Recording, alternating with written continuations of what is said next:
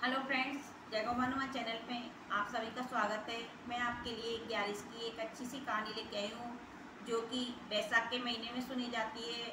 और ये बड़ी कहानी है ग्यारिश माता की। अगर आपके पास कोई सुनने वाला हो तो उसको सुना सकते हैं।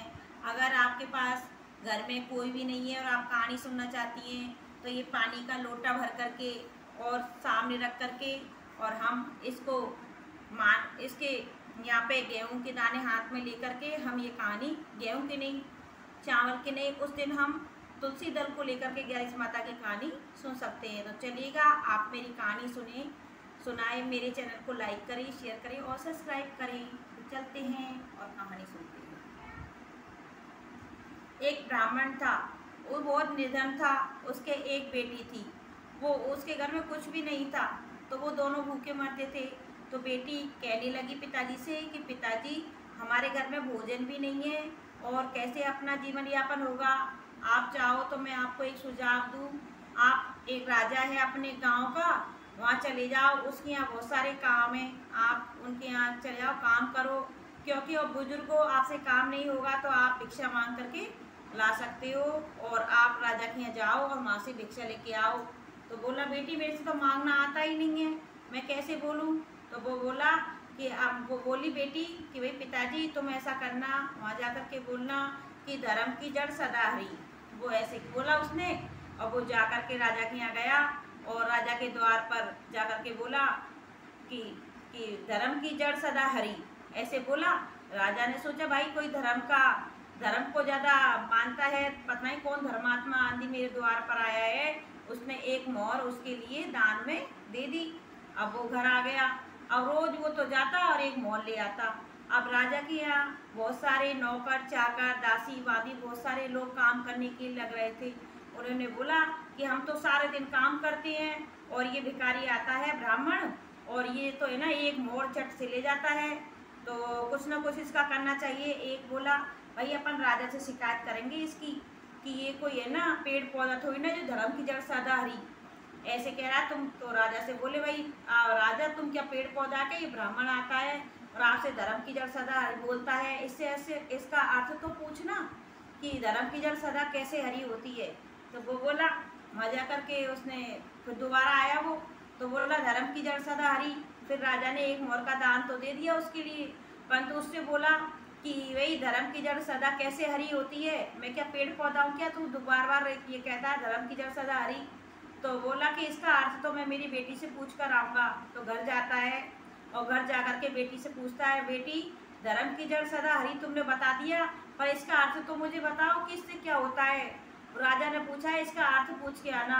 तो बेटी बोली, पिताजी तुम कल जाओ, जब राजा से कहना कि देखो आप एक कृष्ण पक्ष की एकादशी आ रही है, राजा और रानी जल की झारी हाथ में लेके और खुले केस नगर की परिक्रमा दे, क्योंकि वैशाख का महीना है तो इसमें ना पूरे नगर की परिक्रमा दे, और जब पता चलेगा धर्म की जड़ सदा हरी है या नहीं है। कोई बात नहीं, वो दूसरे दिन जाता है, वही राजा से कहा धर्म की जड़ सदा हरी, और उसको अर्थ बताता है कि महाराज आप ऐसा करना, अब वो कृष्ण पक्ष की एकादशी आ रही है, एकादशी के दिन राजा और रानी दोनों नंगे पैर और जल की झारी हाथ में लेकर के पूरे गांव की परिक्रमा दे। जब आपको पता चलेगा कि ना धर्म की जड़ सदा हरी कैसे होती है। तो उसने कहा हाँ भाई।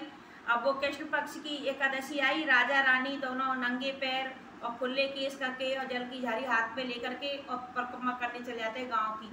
वो घर से वो द्वार पे से निकलते हैं तो सब दुनिया उसकी जय जयकार करती है। राजा, उस राजा की जय जयकार हो जो एक मोर का दान करता है, उस राजा की जय जयकार हो और जो एक मोर का दान करता है। तो राजा बड़ा खुश हो जाता है, पूरे नगर में उसकी जय जयकार होती है। कहीं कन्या के विवाह होते हैं, कहीं पेड़ पौधा और खुशहाली हो जाती है गाँव में।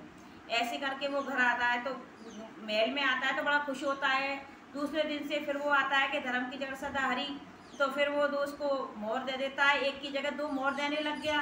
फिर वो दासी वादी कहने लगी, भाई इसके लिए तो 2-2 मोहर देता है, हम सारे दिन काम करते हैं, कैसे करके इसकी चुगली करें हम, जिससे कि राजा इसको मोहर का दान देना बंद कर दे। वो बोले, दासी वादी बोली उस राजा से, राजा आपको पता नहीं है इस ब्राह्मण के एक लड़की है, आप चाहो तो राजन के तो बहुत सारी दासी दासी रानियां रहती हैं, आप चाहो तो इसके ब्राह्मण की बेटी से विवाह कर सकते हो। राजा के मन में कपट आ गया। फिर बोला भाई ब्राह्मण से, ब्राह्मण आया जब कि भाई ब्राह्मण तेरे यहाँ एक कन्या है, बहुत सुंदर है। कि हाँ महाराज, है तो सही मेरी एक कन्या। फिर आप क्या कह रहे हो कि भाई मैं आपकी कन्या से विवाह करना चाहता हूँ। वो बोला ब्राह्मण कि भाई इस बात के लिए तो मैं अपनी बेटी से ही बोलूँगा। वो घर जाके बेटी से बोला, बेटी तेरे लिए राजा ने शादी का प्रस्ताव रखा है और तुम राजा से विवाह कर लो। बेटी बोली, पिताजी मैं राजा से विवाह जब करूँगी, अब शुक्ल पक्ष की एकादशी आ रही है, राजा से कहना वो ही नंगे पैर जल की झाड़ी हाथ में लेके और गांव की परिक्रमा करे, तब मैं जाकर के इस राजा से विवाह करूँगी।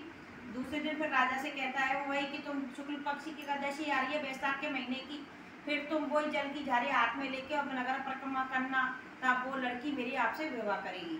वो निकल जाते हैं। वो सारी दुनिया गाली देती है, उस राजा का नाश हो। वो 16 वर्षीय कन्या से 80 वर्ष का राजा विवाह कर रहा है, उसका नाश हो, उसका नाश हो। सब दुनिया उसको बद्दुआ देती है, गाली देती है ऐसे राजा को जिसके मन में कपट छल होता है। ऐसे एक मोर का दान करता है, परंतु ब्राह्मण की बेटी से इतना बुढ़ा विवाह कर रहा है, ऐसे उसकी निंदा होने लगती है। उसके हाथी होदा सब नष्ट हो जाते हैं, उसका राजपाट बिल्कुल छिन जाता है। वो पंडित किया जाता है, भाई महाराज मेरे यहाँ ऐसा क्या पाप हो गया जिससे कि मेरे लिए ना मेरे हाथी होदा सभी नष्ट हो गए हैं और मेरे पास कुछ भी नहीं बचा है, तो मैं क्या करूँ। वो कहते पंडित जी कि भाई आपने मन में कपट रखा है, आपने 16 वर्ष की कन्या के लिए विवाह की सोची है, आपने ये बहुत बुरा किया है। आप उस लड़की के लिए, ब्राह्मण की लड़की के लिए योग्य वर देखें और उसको बहन बेटी की तरह रखें और उसका विवाह करें और उसको योग्य वर दे करके उसको कन्या रूप माने। उन्होंने आकर के ऐसा ही किया। वो ब्राह्मण की लड़की है, उसके लिए उसके ब्राह्मण का लड़का देखा, उसकी शादी करी, उसका कन्यादान लिया, उसको खूब दान दहेज दिया। जब जाकर के उसका राजपाट मिला, तो हमारे लिए ये एकादशी का व्रत है और हमारे लिए दान पुण्य करते रहना चाहिए। एकादशी माता ने उनके लिए जैसा योग को कर दिया, सबको देना। ग्यारस माता की कहानी एक जी का आधार के बाय सुना सीधी बेकुट पाए सास को नंद को दौर को जेठानी को माई की बेटी को धनी की दरानी से और दूसरे पूरी करी को पूरी से परवड़ गई।